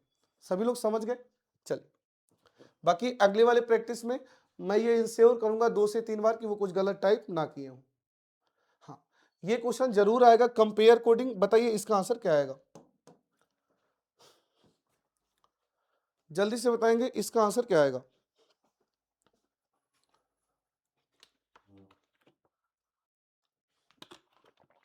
जी सभी लोग बताएंगे आंसर क्या आएगा इसका। चलिए पहले मैं एक एग्जांपल से आपको समझाने का प्रयास करता हूं। जैसे मैं आपसे ये कहूं, रीड की कोडिंग 2461 है, टाइम की कोडिंग 4897 है, तो ई की कोडिंग क्या होगी। प्यारे साथ जब भी किसी एक एलिमेंट का पूछे, जब भी किसी एक एलिमेंट का कोड पूछे, तो समझ जाएगा वो कंपेयर कोडिंग है। जैसे मैंने आपसे ई का पूछा, तो आप बोलेंगे सर ई इसमें है और इसमें है, ई पहले वाले में भी है दूसरे वाले में भी है, तो ई का कोड वही बनेगा जो राइट साइड से पहले वाले में भी हो, दूसरे वाले में भी हो। तो 1 नहीं हो सकता, 6 नहीं हो सकता और 2 नहीं हो सकता। सर ई का कोड 4 बनेगा क्योंकि ई पहले में है, दूसरे में है और 4 भी है जो राइट साइड से पहले दूसरे में है, तो ई का कोड 4 हो जाएगा। ऐसे मान लिया मैंने आपसे पूछ लिया आर, तो आप बोलेंगे सर आर इसमें है, इसमें नहीं है, तो राइट साइड से वही होगा जो इसमें तो हो, इसमें ना हो। तो 2 भी हो सकता है, 6 भी हो सकता है, 1 भी हो सकता है। मैं ए का पूछूं तो ए इसमें है, इसमें नहीं है, तो राइट साइड से वही होगा जो इसमें हो, इसमें ना हो। तो 2 भी हो सकता है, 6 भी हो सकता है, 1 भी हो सकता है। तो इस तरह कंपेयर कोडिंग के तरीके से सॉल्व होता है। हमें ई का कोड बताना है। आप बोलेंगे देखो सर ई दूसरे शब्द में है, पहले शब्द में नहीं है, तो राइट साइड से उसका कोड वही होगा जो इसमें तो हो, इसमें ना हो। तो 5 नहीं हो सकता, यहां जिक्र हो रहा है। 6 नहीं हो सकता, 2 नहीं हो सकता। सर ये 7 है जिसका जिक्र ऊपर नहीं हुआ है। ई का जिक्र यहाँ है, ऊपर नहीं है। वैसे राइट साइड में अगर मैं देखूं तो 7 ऐसा है, जैसे ई देखिए ई इसमें है और इसमें नहीं है, तो राइट साइड से 7 ऐसा है जो इसमें तो है, उसके राइट साइड में नहीं है। तो मेरा आंसर क्या हो जाएगा 7। तो उम्मीद है इस तरह के भी क्वेश्चन आप आराम से कर सकते हैं कंपेयर कोडिंग में। सपोज इसका कोड बताना है, इन दोनों में वो है तो उसका कोड उन दोनों में होगा। इसमें है, इसमें नहीं है, तो वही होगा जो इसमें हो, इसमें ना हो। बस खत्म। बाकी जब कॉन्सेप्ट सिखाएंगे तो बिल्कुल कराएंगे। जल्दी से बता देंगे इसका आंसर क्या आएगा।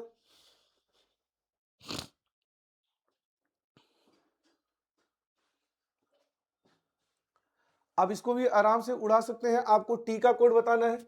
आप बोलेंगे देखो सर टी इसमें तो है, दूसरे शब्द में है, पहले शब्द में नहीं है। तो टी वही होगा जो दूसरे शब्द में हो, पहले शब्द में ना हो।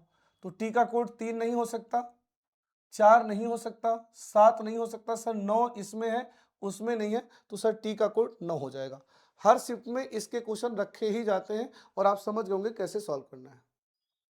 हाँ, एक क्वेश्चन डायरेक्शन टेस्ट का जरूर आएगा और डायरेक्शन टेस्ट आपको लगाना आना ही चाहिए। इसको जो है 2-3 तरीके से मैं आपको पढ़ाऊंगा डायरेक्शन टेस्ट लगाने के लिए। एक तो होता है नॉर्थ ईस्ट साउथ वेस्ट, इसको सजा के किया जाए, लेकिन हर क्वेश्चन उस तरीके से नहीं लगा सकते। रेलवे तो ऐसे करता है, ए से बी ले जाएगा, बी से सी ले जाएगा, सी से डी ले जाएगा, डी से ई ले जाएगा, ई से एफ लेके जाएगा, किसी दो एलिमेंट के बीच का डिस्टेंस पूछ लेगा। तो बिल्कुल हमें इसे बेसिक तरीके से करना चाहिए। एक मैं कर देता हूं, उसके बाद आप करिएगा। जैसा कि आप जानते हैं डायरेक्शन आपको पता ही है।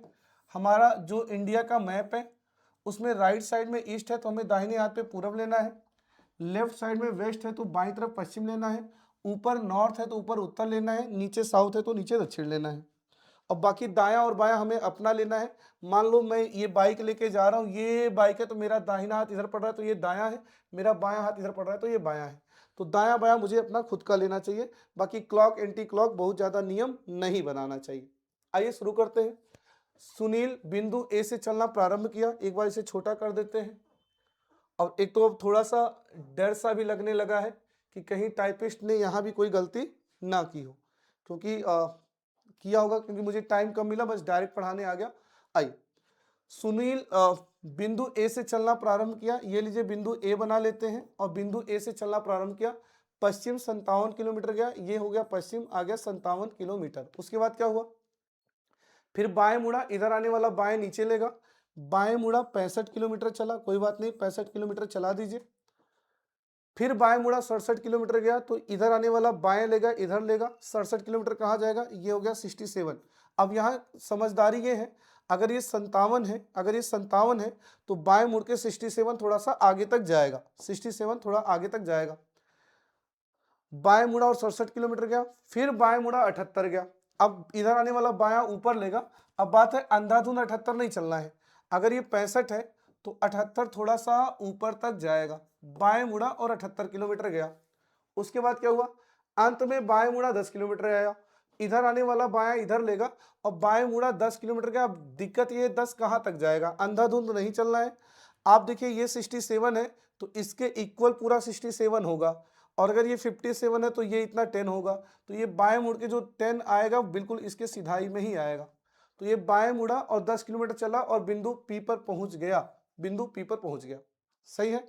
अब क्या कह रहे हैं, अब अगर वो बिंदु ए पर वापस जाना चाहे तो किस दिशा में जाएगा, तो प्यारे छात्र अगर वो बिंदु ए पर वापस आना चाहे तो उसे नीचे आना पड़ेगा, नीचे।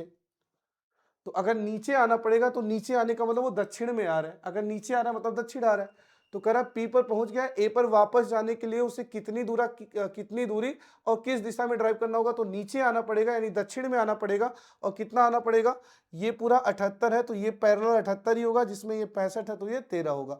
यानी आप ये कह सकते हैं 13 किलोमीटर दक्षिण आना होगा, 13 किलोमीटर दक्षिण आना होगा।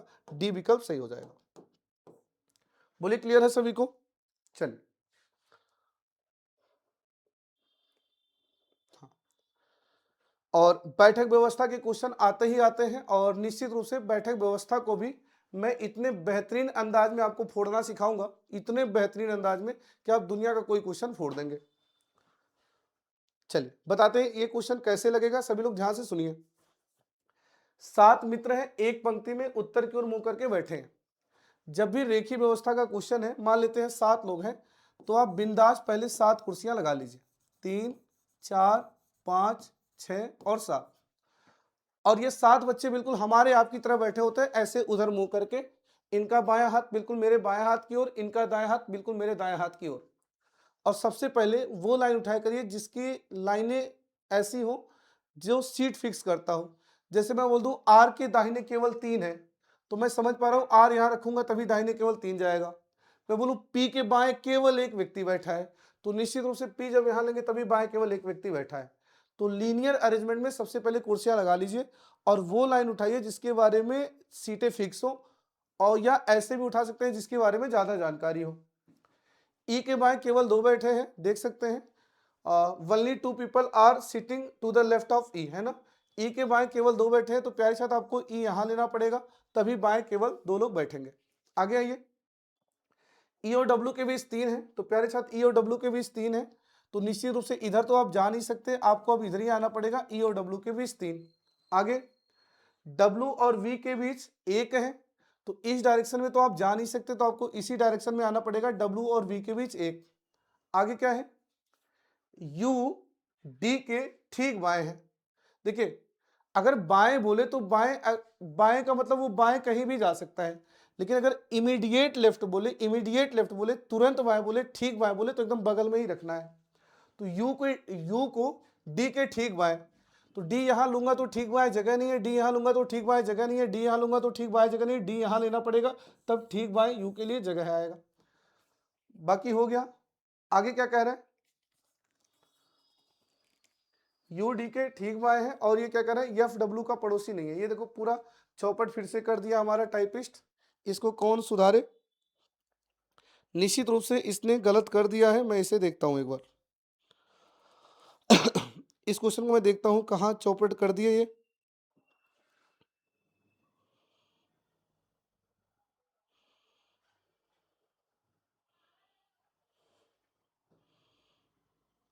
सोच रहे होंगे सर जी पहली क्लास ले रहे हैं और इतना टाइपिंग एरर। हाँ, ई के बाएं केवल 2 व्यक्ति, देखिए प्रीवियस ईयर ये मैंने प्रॉपर स्क्रीनशॉट ले लेके पीडीएफ बनाने के लिए दिया था। ई के बाएं केवल 2 हैं, ई और डब्ल्यू के बीच 3 है। अच्छा मैंने ही गलती किया था क्या, sorry sorry sorry sorry sorry sorry, ये मेरी गलती है। एक बार वापस आते हैं, इस 7 लोग हैं, लीजिए 1 2 3 4 5 6 7। ई के बाएं केवल 2 हैं, तो प्यारे साथ जब मैं ई यहां लूंगा तभी बाएं केवल 2 आएंगे। आगे पढ़ते हैं, ई और डब्ल्यू के बीच 3 है, ई और डब्ल्यू के बीच 3 है, तो निश्चित रूप से डब्ल्यू यहां आएगा। ई और डब्ल्यू के बीच 3 हो गए। और क्या कह रहे हैं, डब्ल्यू और वी के बीच 1 है, तो फिर वी यहां आएगा, डब्ल्यू और वी के बीच 1 हो गया। यू डी के ठीक बाएं है, तो डी यहां लूंगा तो ठीक बाएं जगह नहीं है, डी यहां लूंगा तो ठीक बाएं जगह नहीं है। जब मैं डी को यहां लूंगा तो ठीक बाएं यू के लिए जगह आएगा। ये हो गया यू डी के ठीक बाएं है। आगे क्या कर रहा है, एफ डब्ल्यू का पड़ोसी नहीं है, तो प्यारे छात्र अगर एफ डब्ल्यू का पड़ोसी नहीं है तो एफ यहां आएगा। बस हो गया, बचा कौन, D E F you V W x, बचा एक्स, एक्स यहां आएगा और ये अरेंजमेंट कंप्लीट हो गया। आपको बताना है एक्स के दाहिने कितने हैं, तो आप बोलेंगे सर एक्स के दाहिने केवल एक एक एक एक आंसर सही हो जाएगा। तो उम्मीद है आप ये समझ गए होंगे, जब भी लीनियर अरेंजमेंट आए तो कुर्सियां पहले लगा लीजिए और उस लाइन को उठाइए जिसकी सीटें फिक्स हो कि इसके बाएं केवल 2 रहना है, इसके दाएं केवल 3 रहना है, फिर उसी से रिलेटेड लाइन को उठाते चलिए, आंसर आ जाएगा। हाँ, इस तरह का क्वेश्चन जरूर आता है आपके एग्जाम में। ये एक बेहतरीन पैटर्न है जो आपके शिफ्ट में रखा ही जाता है। देखिए इसके बारे में सोचिए एक बार।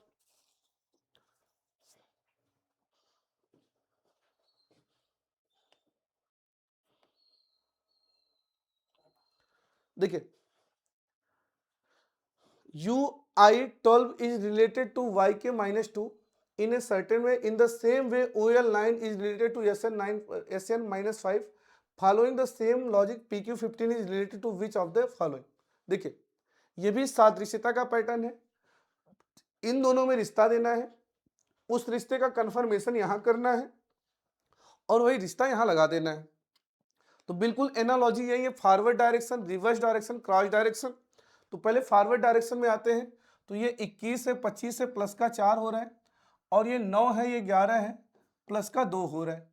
कंफर्मेशन करें तो 15 में 4 जोड़ेंगे 19, ठीक है, और 12 में 2 जोड़ेंगे 14, यानी ये भी ठीक है। अब डिजिट को देख लेते हैं, ये 12 है, माइनस का 2 है। सोचिए 12 माइनस का 2 कैसे बनेगा सर? 12 माइनस का 2, वैसे पहले रुकिए, पहले ऑप्शन देख लीजिए। देखिए इंग्लिश अल्फाबेट में लॉजिक ढूंढना आसान होता है कंपेयर टू नंबर्स में लॉजिक ढूंढना। तो पहले आप ये सोचिए कि आइए देखते हैं क्या अल्फाबेट से मेरे ऑप्शन एलिमिनेट हो सकते हैं। प्लस का 4 प्लस का 2, तो अगर मैं इसमें 16 में 4 जोड़ता हूं तो 20 यानी टी हो जाएगा, इन दोनों को काट दीजिए। और फिर 17 में 2 जोड़ूंगा 19 यानी यस हो जाएगा, काट दीजिए, ये वाला सही हो जाएगा। लेकिन चूंकि क्लास में है, कॉन्सेप्ट सिखा रहे, क्या पता दो विकल्प टी एस का बच गया होता तो हमें नंबर्स में लॉजिक ढूंढना पड़ता। 12 माइनस का 2 कैसे बनेगा? आप बोलेंगे सर 12 माइनस का 2 तब बनेगा जब उसमें आप माइनस का 14 मिलाएंगे। इससे क्या होगा? माइनस का 12 प्लस के 12 से बैलेंस होके माइनस का 2 छोड़ देगा। अरे बोलिए 12 माइनस का 2 कैसे बनेगा? जब उसमें माइनस का 14 मिलाएंगे। 9 माइनस का 5 कैसे बनेगा? तो जब माइनस का 14 मिलाएंगे, जब माइनस का 14 मिलाएंगे तो माइनस का 9 प्लस के 9 से बैलेंस होकर माइनस का 5 रह जाएगा। या आप ऐसे बिल्कुल बेसिक तरीके से सोच लीजिए, मान लेते हैं 12 में x मिलाएंगे तो माइनस का 2 हो जाएगा, तो x बराबर क्या हो जाएगा? वो उधर जाएगा, तो -2 -12 माइनस का 14। तो मैं हर क्वेश्चन को एकदम बेसिक भी बताता हूँ, दिमाग में भी बताता हूँ, जब समय आएगा तो हम आपको बताएंगे। तो 15 में माइनस का 14 जब मिलाएंगे तो 1 बचेगा। क्लियर है? उम्मीद है इस तरह के क्वेश्चन कर लेंगे, इस पे बहुत ज्यादा टाइम वेस्ट नहीं करेंगे क्योंकि सारे पैटर्न देखने हैं, ये भी आप कर ही लोगे। हाँ, नंबर सीरीज के क्वेश्चन आएंगे आएंगे। तो नंबर सीरीज के क्वेश्चन देखिए, सबसे पहले 3 मेथड अपना लीजिए, ऑब्जर्वेशन, मल्टीप्लाई, डिफरेंस। ऑब्जर्वेशन का मतलब स्क्वायर तो नहीं है, क्यूब तो नहीं है, स्क्वायर क्यूब के नियरेस्ट तो नहीं है, प्राइम नंबर तो नहीं है। अगर ऐसा नहीं है तो या तो आप डिफरेंस लोगे या तो आप मल्टीप्लाई करोगे। ये प्राइम नंबर नहीं है, स्क्वायर नहीं है, क्यूब नहीं है, स्क्वायर क्यूब के नियरेस्ट वाले नहीं है, मतलब ना ये वर्ग है, ना ये घन है, ना वर्ग घन के आसपास है, ना अभाज्य है। अब बच्चा या तो गुणा करे या तो अंतर ले। क्या ये बहुत तेज भगा है? नहीं सर, बहुत तेज तो नहीं भगा है, तो अब अंतर ही लेंगे। तो 53 से 62 कितना हो जाएगा? प्लस का 9। 62 से 73 कितना हो जाएगा? प्लस का 11। और 73 से 86 कितना हो जाएगा? प्लस का 13। और 86 से 101 कितना हो जाएगा? प्लस का 15। तो हम समझ गए ये ऑड नंबर बढ़ रहा है, 9 11 13 15, तो यहाँ 17 बढ़ जाएगा और 101 में 17 बढ़ के 118 आंसर हो जाएगा डी वाला। बोलिए सभी को क्लियर है क्या? बहुत बढ़िया।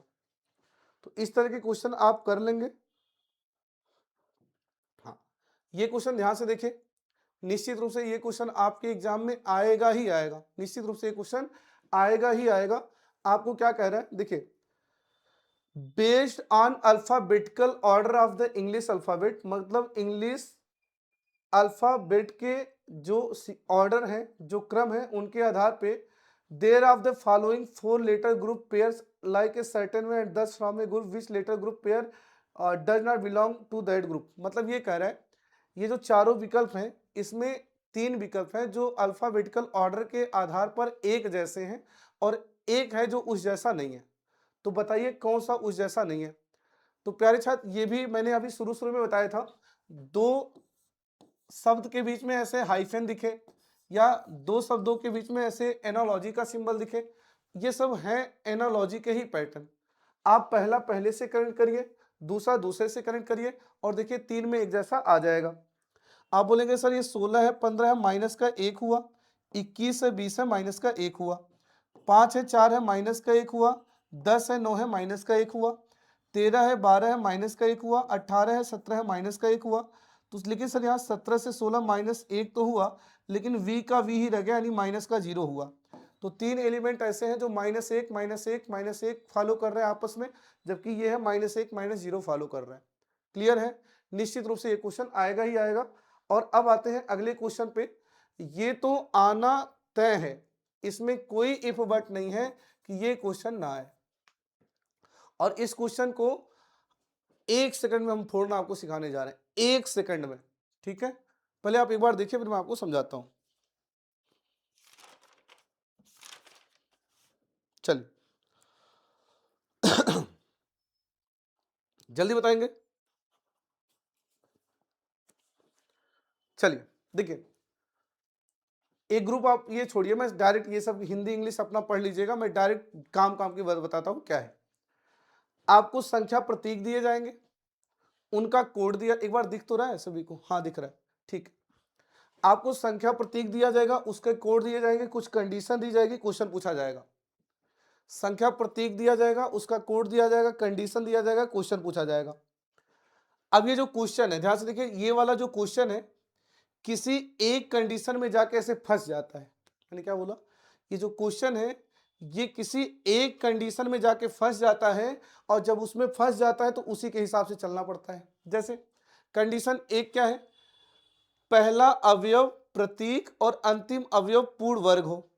सर ये पहला प्रतीक तो है, सिंबल तो है, लेकिन अंतिम पूर्ण वर्ग यानी स्क्वायर नंबर नहीं है। तो सर ये वाला क्वेश्चन शर्त एक में तो नहीं टकराया। शर्त दो क्या है? दूसरा और तीसरा प्रतीक हो। सर तीसरा तो प्रतीक है, दूसरा वाला प्रतीक नहीं है। सर ये शर्त दो में भी नहीं टकराया। शर्त तीन क्या है? पहला प्रतीक और चौथा विषम हो। ध्यान से देखिए, पहला प्रतीक और चौथा विषम हो। सर पहला प्रतीक और चौथा विषम हो, पहला प्रतीक चौथा विषम हो। सर जी ये शर्त नंबर 3 में फंसा चुका है, और जिसके अंदर फंस चुका होगा उसी के अकॉर्डिंग काम करना पड़ेगा। तो ये पहला प्रतीक और चौथा विषम है, पहला प्रतीक चौथा विषम है। तो पढ़िए क्या कह रहा है कि अगर आप फंस जाइए, कैसे फंस जाइए? अगर आपका पहला प्रतीक हो जाए और चौथा विषम हो जाए, तो जो पहला है और जो चौथा है इसको आप यहां वहां नहीं झाकेंगे, यहां वहां नहीं झाकेंगे, सीधे इनको कॉपीराइट दे देंगे। तो पहला और चौथा को क्या दे देंगे? कॉपीराइट, यानी परसेंटेज का भी कोड कॉपीराइट और 7 का भी कोड कॉपीराइट। सर बीच वालों का क्या करें? बीच वालों का छाप दीजिए। तो 5 का क्या होगा? सर 5 का छप जाएगा जे, स्टार का क्या छप जाएगा? सर जी एफ, डॉलर का क्या छप जाएगा? सर जी डॉलर का छप जाएगा ई। तो मेरा आंसर हो जाएगा कॉपीराइट जे एफ, कॉपीराइट ई, विकल्प नंबर बी। हो गया क्लियर? बस आराम से आप कर सकते हैं। सोचिए कितना आसान है। मान लो मैं ऐसे जा रहा हूं, मैं जा रहा हूं 3-4 ऐसे साम्राज्य में, किसी एक साम्राज्य में चला गया, फंस गया, तो उनके अकॉर्डिंग काम करना पड़ेगा इस तरह। तो ऐसे ये है, संख्या है, कोड है, शर्तें हैं, क्वेश्चन है, तो ये जिसमें टकरा जाएगा उसी के अकॉर्डिंग चलना होगा, और ये निश्चित आएगा ही आएगा। ठीक है, सारे पैटर्न कराने हैं तो इसको देख लेते हैं।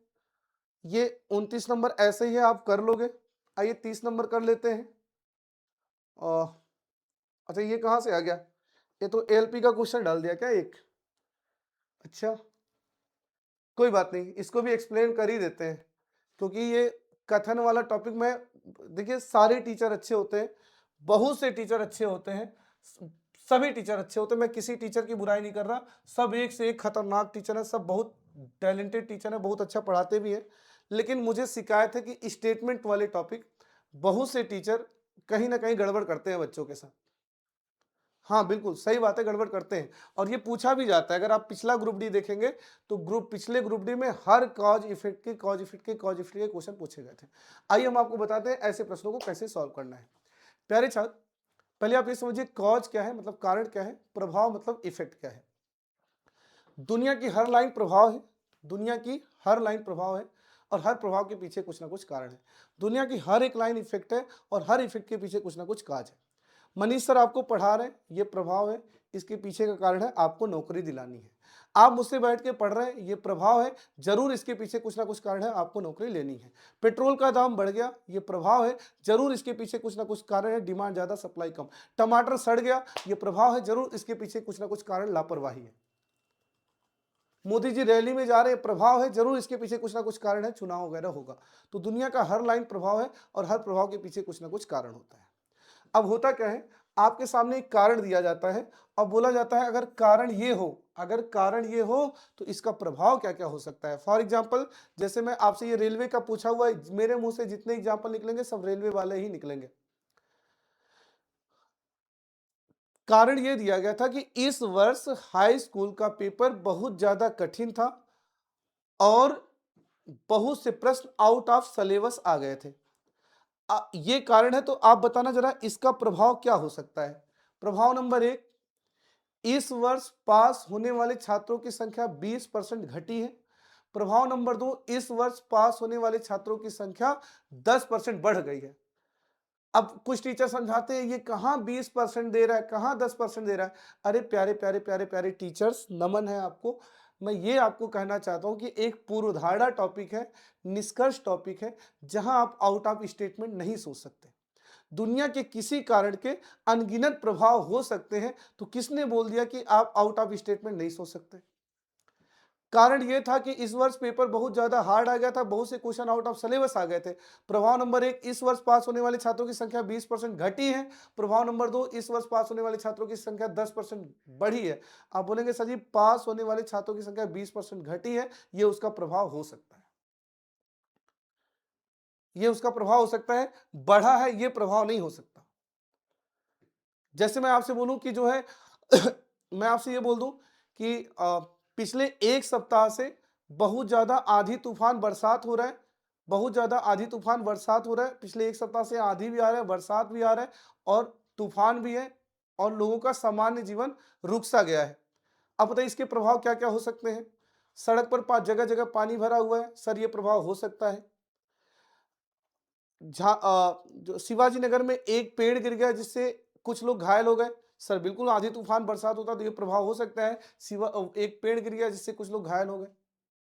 मैं बोलूं लोग सामान्य जीवन जी रहे हैं, सर ये प्रभाव नहीं हो सकता, क्योंकि अगर आंधी तूफान बरसात हो रहा है तो ये कैसे हो गया कि लोग सामान्य जीवन जी सकते हैं। तो एक कारण के बहुत सारे प्रभाव हो सकते हैं। तो आइए बताइए इस कारण के क्या क्या प्रभाव हो सकते हैं। शहर एक्स में पिछले कुछ दिनों में गरज और भारी वर्षा हो रही है, अगले 48 घंटे में और बारिश की संभावना जताई जा रही है। प्रभाव नंबर एक, बिजली विभाग ने 50 पैसे बिल बढ़ा दिया। क्या बरसात हो रहा है और ये आंधी तूफान आ रहा है तो क्या इसका ये प्रभाव बनेगा कि बिजली बिल बढ़ गया, सर ये प्रभाव नहीं हो सकता। शहर एक्स के कई क्षेत्रों में जल जमाव की खबर आई है, सर जल जमाव वाला प्रभाव हो सकता है। एमजी रोड पर पेड़ गिर गया, 12 लोग घायल हो गए, सर ये भी प्रभाव हो सकता है। नहीं हो सकता, बिल्कुल हो सकता है। अगर आंधी तूफान बरसात आ रहे हैं तो लोग प्रभावित हो सकते हैं। बोलिए क्लियर है सभी को। तो एक कारण के दुनिया भर के प्रभाव हम आराम से बता सकते हैं। बताइए फिर से देखिए, कह तो रहा हूं रेलवे हर बार पूछता है और ग्रुप डी भी हर बार पूछता है। इस बार ये नहीं पूछा, लेकिन टेक्नीशियन पूछता है, एएलपी पूछता है, एनटीपीसी पूछता है। मतलब बच्चे इसको कर ही नहीं पाते बेचारे, वो उनकी भी क्या गलती। भाई जैसा हमारा मुखिया होगा वैसा तो हमारा बच्चा होगा। भारी वर्षा और अचानक आई बाढ़ से शहर के निचले क्षेत्रों में पानी भर गया। मान लेते हैं कारण यह है कि निचले क्षेत्रों में पानी पानी हो गया। बताइए इसका प्रभाव क्या हो जाएगा। प्रभाव नंबर एक, राज्य सरकार ने ये प्रभाव नंबर एक, राज्य सरकार ने एक नया प्रमुख नियुक्त कर दिया। अच्छा, पानी भर गया, क्या इसका ये प्रभाव होगा एक नया जो है सचिव नियुक्त हो जाएगा। सर ये प्रभाव थोड़ी बनेगा। आप खुद ही सोचिए, आंधी तूफान बरसात है तो क्या इसका ये प्रभाव बनेगा कि एक नया वो नियुक्त कर दिया गया, प्रमुख नियुक्त कर दिया गया। सर ये तो नहीं होगा। 5,000 से अधिक निवासी निकाले जा रहे हैं, सर ये प्रभाव हो सकता है। सहायता के लिए भोजन पानी भेजा जा रहा है, ये प्रभाव हो सकता है।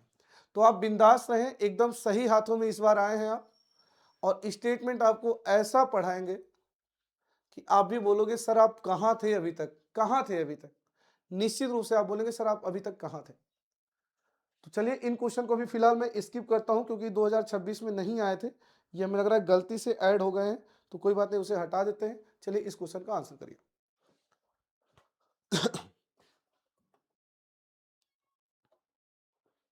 बताइए।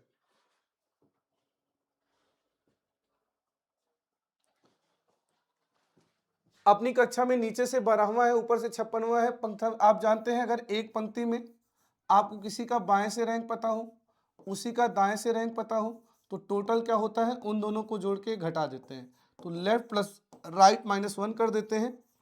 रीजन क्या है, इस लेफ्ट में ये सीट काउंट हुई, इस राइट में भी ये सीट काउंट हुई। ये सीटें बेसिकली 2 बार काउंट हो गई, एक बार ज्यादा काउंट हो गई, इसलिए एक कम करते हैं।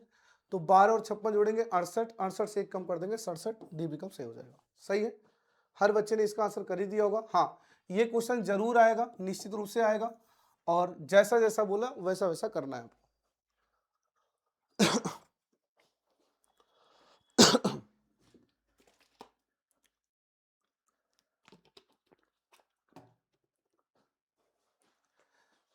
करा if in each of the words each letter is changed to the next letter in the English alphabetical order, मतलब जो शब्द दिए गए हैं इसके हर अल्फाबेट को इंग्लिश अल्फाबेट के अगले वाले शब्द से बदल दे, तो how many words thus form will have no vowel. तो ठीक है, पहले आराम आराम से जितना बोले करिए। प्रत्येक शब्द में प्रत्येक अक्षर को अंग्रेजी वर्णमाला के उसके अगले अक्षर से बदल दीजिए। तो इतना करिए, तो ये डी हो जाएगा, ये पी हो जाएगा, ये क्यू हो जाएगा, ये U हो जाएगा, ये J हो जाएगा, ये L हो जाएगा, ये B हो जाएगा, ये O हो जाएगा, ये Z हो जाएगा, ये D हो जाएगा, ये B हो जाएगा, ये O हो जाएगा, और ये P हो जाएगा, ये X हो जाएगा, और ये O हो जाएगा। अब क्या कह रहा है कि कितने ऐसे शब्द हैं जिसमें कोई स्वर नहीं है। A E I O U ये वावेल होते हैं, तो इसमें U है, इसमें O है, इसमें O है, इसमें O है। ये एक ही ऐसा है जिसमें कोई वावेल नहीं है, आंसर 1 हो जाएगा। क्लियर है? जी, इस तरह के क्वेश्चन जरूर आएंगे ट्रिपलेट वाले। आपको इन तीनों में एक रिलेशन देना है, उस रिलेशन को कंफर्म करना है, और कंफर्म करने के बाद जो है आपको आंसर करना है।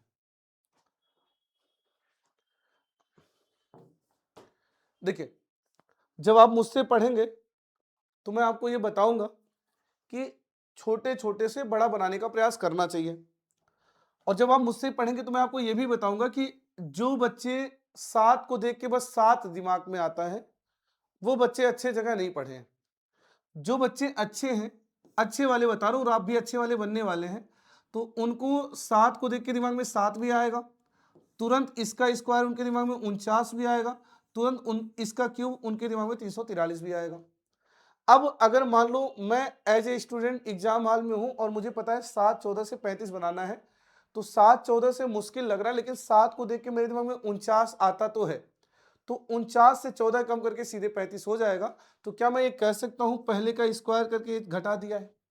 अगर ये बात सच में सही है तो एक के स्क्वायर एक में से जब हम माइनस का 34 घटाएंगे तो माइनस माइनस जुड़ के वो प्लस 35 बना देगा। तो भाई ये समझ गया, ये देख लेते हैं किसमें हो रहा है। हमें लग रहा है विकल्प नंबर डी की बात करें तो 17 का वर्ग 289, और 289 से अगर हम 23 कम कर देंगे, या जी जी 289 से 266 कम कर देंगे, 23 हमारा आंसर आ जाएगा। समझ गए? 9 का वर्ग 81 से 31 कम करेंगे, इकाई का अंक 0 जाएगा। एक के स्क्वायर 1 से 17 कम करेंगे तो माइनस और माइनस 17 मिलके प्लस 17 यानी 18 हो जाएगा, ये भी नहीं। 2 का स्क्वायर 4, 4 से अगर मैं माइनस 8 कम करूंगा तो माइनस और माइनस 8 कम होगा तो जुड़ के माइनस प्लस 8 हो जाएगा, 4 8 12 हो जाएगा। और ये देखिए 17 का वर्ग 289, और 289 से 23 कम 266। कुछ बच्चे ऐसे भी कर सकते हैं कि सर एक के स्क्वायर में से 35 घटा दे, 7 के स्क्वायर में से 49 में से 35 घटा दे तो 14, तो 17 का वर्ग 289 में से 23 घटा देगा 266। वही बातें हैं, जो चीजें उधर से माइनस में आती हैं इधर से प्लस में जाती हैं, ये सारी बातें। जी हाँ, अभी थोड़ी देर पहले हमने आपको ये बताया था कि साइक्लिक का यूज जबरदस्त तरीके से होता ही होता है। साइक्लिक का यूज आपको करना ही है। साइक्लिक का यूज कहाँ करते हैं? जहां पे सर गैप ज्यादा होता है। आप इस बात को दिल दिमाग में रख लीजिए, कभी आपको ज्यादा गैप होने ही नहीं देना है। 18 20 22 24 23 ऐसे गैप होने ही नहीं देना है। अभी अभी हमने बताया हाइफेन लगा हो, एनालॉजी का सिंबल लगा हो, इनका मतलब एनालॉजी ही होता है। कह रहा है कि आप जो है based on the English alphabetical order, three of the following four letter clusters pairs are alike a certain way and thus from a group which letter cluster pair does not belong to that group। कह रहा है इन चार में से 3 ऐसे हैं जो समान ग्रुप का निर्माण कर रहे हैं अल्फाबेटिकल ऑर्डर के आधार पे, और एक है जो उस तरह निर्माण नहीं कर रहे हैं। तो वही कॉन्सेप्ट काम करेगा एनालॉजी वाला। फॉरवर्ड डायरेक्शन में ही आपको सबसे पहले चेक करना है, ये 20 है और ये 1 है, 20 है 1 है, 19 घट गया। अब जो बच्चा समझदार है वो बोलेगा नहीं नहीं नहीं नहीं 19 नहीं घटा है, मनीष सर बोले थे ज्यादा गैप नहीं होने देना है, और ज्यादा गैप नहीं होने देना है साइक्लिक ले लेना है, तो इसका रैंक 27 ले लेते हैं। ये 20 है और ये 27 है, प्लस का 7, ये 24 है, 3 है, 21 घट गया, नहीं नहीं 21 नहीं घटाता, गैप ज्यादा नहीं होने देना है, इसको 29 ले लेते हैं। ये 24 है, ये 29 है, प्लस का 5, ये 15 है, 23 है, 15 है और ये 23 है, और ठीक है एक बार देख लेते हैं। 1 है 8 है प्लस का 7, और 5 है 10 है प्लस का 5, और ये 5 है 12 है प्लस का 7, और ये 9 है 14 है प्लस का 5। इसी में गड़बड़ लग रहा है, 15 से 23 ये प्लस का 8 हो जा रहा है, 19 से 25 ये प्लस का 6 हो जा रहा है। तो बस ये वाला हो गया। आपको फॉरवर्ड डायरेक्शन में जाना है और चेक करना है। अच्छा, कुछ क्वेश्चन ऐसे भी लग जाते हैं, इनका अगर मैं आपसी रिलेशन भी दे लूँ ना, आपसी रिलेशन मतलब पहला पहला दूसरा दूसरा कनेक्ट ना कर लूँ, आपसी पेयर में ही गैप देख लूँ, उधर के पेयर का गैप देख लूँ, उससे भी लग जाते हैं। लेकिन ज्यादातर प्रश्न आपके ऐसे फॉरवर्ड डायरेक्शन से ही आपको सेट करने चाहिए।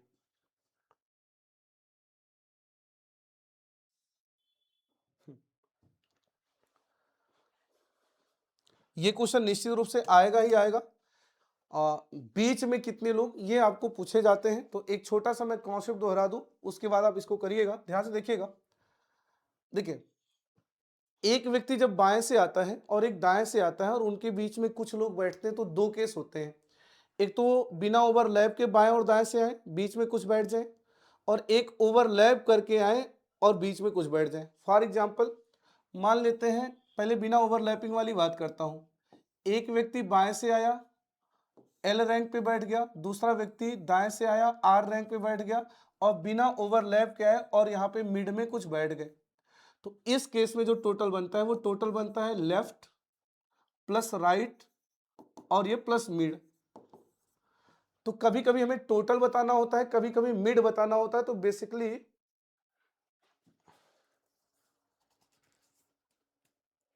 अच्छा, ये हमें क्या करना है, ठीक है छोड़िए, यहाँ पे शायद वो कॉन्सेप्ट नहीं काम करेगा, मैं गलत बह गया था और मुझे लगा बीच का पूछा है। क्या कह रहे हैं, 91 छात्र हैं, अंकित बाएं से 33 है, श्री मोमो अंकित के दाएं 22 है, तो दाएं छोर से कितनी रैंकिंग हो जाएगी। ठीक, आप ये जानते हैं कि अगर टोटल होता है वो होता है लेफ्ट प्लस राइट माइनस 1। अभी अभी हमने आपको एक एक्सप्लेन किया, अगर एक व्यक्ति है जो इधर से यल पे है और इधर से आर पे है, तो टोटल बनता है लेफ्ट प्लस राइट माइनस 1। ठीक है, ठीक है। अब मान लेते हैं कभी पोजीशन इंटरचेंज करना पड़े, जैसे आर की वैल्यू निकालनी हो या एल की वैल्यू निकालनी हो, तो क्या होता है, ये -1 इधर आता है और टोटल को बना लेता है टोटल +1, और अगली स्थिति इधर घट जाती है तो दूसरी स्थिति निकल जाती है। यानी कभी भी अगर आपको पोजीशन इंटरचेंज करना है तो टोटल को टोटल +1 बना के फिर दूसरी स्थिति घटाते हैं। फॉर एग्जाम्पल मैं बोलूँ 100 लोग हैं, आप इधर से 50 है तो इधर से कितने पे हैं, तो आप 100 - 50 नहीं करोगे, आप 101 - 50 करोगे। मैं बोलूं 80 लोग हैं, आप इधर से 40 हैं, उधर से कितने पे हैं, तो आप 80 - 40 नहीं करोगे, आप 81 - 40 करोगे। ये वाली बात है। तो आइए देखते हैं, 91 बच्चे हैं, अंकित बाएं से 33 है, ये हो गया अंकित बाएं से कितने पे हो जाएगा, आप बोलेंगे सर अंकित बाएं से हो गया 33, और श्री जो है, श्री अंकित के दाएं 22 पे है, तो श्री अंकित के दाएं कितने पे हो जाएंगे, 22 पे। तो हमें बताना क्या है, हमें बताना है ये श्री दाएं से कितने पे हो जाएंगे। तो आप समझ चुके हैं, अगर आपको श्री को दाएं से बताना है तो आप पहले टोटल को करिए, टोटल +1, 91 को करिए 92, और 92 में से इनके बाएं वाले पोजीशन को घटा दीजिए, तो 33 और ये 22 55 पे हो गई, तो 92 से आप 55 घटा दीजिए, जो आंसर आपका आएगा वो आपका आंसर हो जाएगा।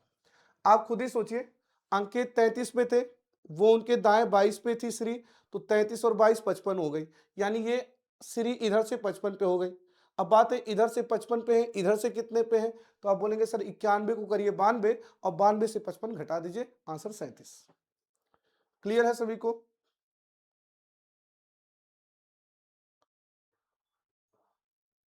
हाँ, इस तरह के क्वेश्चन जरूर आते हैं। आपको बताना रहता है कि कौन सा विकल्प है। देखिए क्या कह रहा है, उस विकल्प का चयन करिए जो नीचे दी गई त्रिकोण के अनुसरण का पालन करके उसी के समान है। मतलब इनमें आपको एक रिलेशन देना है और वही रिलेशन किसमें आपको बताना है। तो मैं आपको बार बार बता चुका हूं, उनके बीच हाइफन लगा हो या उनके बीच ऐसे एनालॉजी का सिंबल हो, उन्हें एनालॉजी की तरह ही ट्रीट करना है। और एनालॉजी की तरह जब ट्रीट करना है तो पहला पहला कनेक्ट करना है, दूसरा दूसरा कनेक्ट करना है और देख लेना है कौन से तीन है जो उसी के जैसे लॉजिक रखते होंगे। देखिए कह रहा है उस विकल्प का चयन करिए जो नीचे दिए गए दो त्रिकों द्वारा अनुसरण किए गए समान पैटर्न फॉलो करते हैं। त्रिकों मतलब ये तीन में जो लॉजिक है वही लॉजिक किसमें है। तो आइए इसको भी बिल्कुल उसी तरह फोड़ देंगे। आइए पहला पहला पहला कनेक्ट करते हैं। आप बोलेंगे सर ये 18 है, ये 14 है। ये 18 है सर, 18 है, 14 है, माइनस का 4। बोलिए 18 है, 14 है, माइनस का 4 और 14 है, 12 है, माइनस का 2। यानी पहले अल्फाबेट में इसको ऐसे ओरल किया करिए। छोड़िए, ये तो बच्चों वाली बात हो गई। पहला पहला ओरल करते हैं। 18 से 14 माइनस का 4, 14 से 12 माइनस का 2। कंफर्म करिए। 20 से 16 माइनस का 4, 16 से 14 माइनस का 2। यानी पहले एलिमेंट में -4 -2 चल रहा है। तो 23 से 4 कम करेंगे 19, 19 से 2 कम करें तो हमें 17 चाहिए था, यानी क्यू चाहिए था। 23 से 4 कम करेंगे तो हमें 19 यानी यस चाहिए था। 22 से 4 कम करेंगे 18, 18 से 2 कम करेंगे 16। यहाँ भी 22 से 4 कम करेंगे 18, 18 से 2 कम करेंगे 16। यानी पहले पहले में -4 -2 था जो कि ए और बी में नहीं है, सी और डी में है। अब आइए दूसरा कनेक्ट कर लेते हैं। 11 से 8 माइनस का 3 और 8 से 15 प्लस का 7। कंफर्म करिए। 13 से 10 माइनस का 3 और 10 से 17 प्लस का 7। यानी दूसरे एलिमेंट में -3 + 7 चल रहा है। तो 15 से 3 कम करेंगे 12 और 12 में 7 जुड़ेंगे 19 यस चाहिए था। और 15 से 3 कम करेंगे 12 और 12 में 7 जुड़ेंगे 19 यस चाहिए था। तो ये कुछ प्रमुख पैटर्न थे जो रेलवे ग्रुप डी बहुत जबरदस्त तरीके से हर शिफ्ट में बने हैं। आप समझिए जितने क्वेश्चन मैंने कराए यही सेम पैटर्न ग्रुप डी के हर शिफ्ट में था, बस डाटा बदला था। ऐसे ही हर शिफ्ट में क्वेश्चन देखने के लिए मिल रहे थे। यहाँ पे प्लस का 4 माइनस का 4 -2 चल रहा है, कहीं माइनस का 3 माइनस का 5 चल रहा है, कहीं 1 2 चल रहा है, कहीं 4 6 चल रहा है। तो लगाने का तरीका तो यही रहेगा, पहला कनेक्ट कर लेंगे, दूसरा कनेक्ट कर लेंगे, ऑप्शन एलिमिनेट करेंगे। और मैं इस बात का विश्वास दिला रहा हूँ आपने आज इस लेक्चर में ये तो मैं प्रैक्टिस कराया। जब मैं कल आपको कोई सिलेबस लेके आऊँगा तब आप देखिएगा और आपको इस बात का एहसास हो जाएगा कि वास्तव में सर अभी तक आप कहाँ थे। मैं पिछले अपने 10 वर्ष का अनुभव और मेहनत झोंक दूंगा और आपको ये लगेगा कि वास्तव में हर चैप्टर आप दुनिया के हर टीचर से बेहतरीन यहाँ पे पाने वाले हैं। कमेंट करके जरूर बताइएगा कैसी आपको क्लास लगी और कल क्या पढ़ना है जरूर बताइएगा। हम आपके कमेंट का इंतजार करेंगे। मिलते हैं कल, तब तक के लिए जय हिंद, जय भारत।